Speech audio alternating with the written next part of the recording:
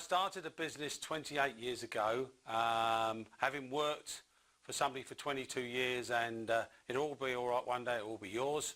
That didn't happen, so I decided to start the business with my wife, and in a very, very small way in an old school in Feltwell in Norfolk.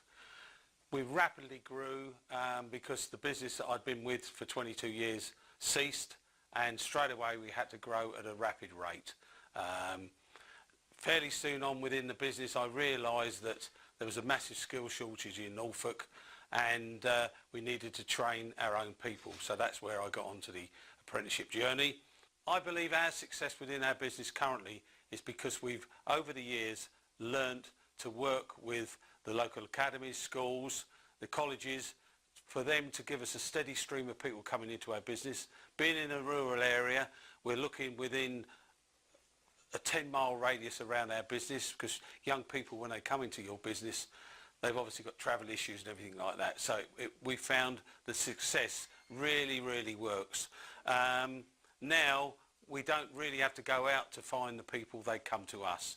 We've been now doing apprenticeships for 22 years, and we are very, very established. We're quite slick, and all of our apprentices now, we offer an opportunity to go on to degree level.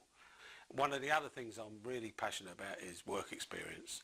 You know, we don't take any young person or sometimes quite often older people until they've spent some time within our business to do work experience, for them to see whether they like us and us to see whether we like them.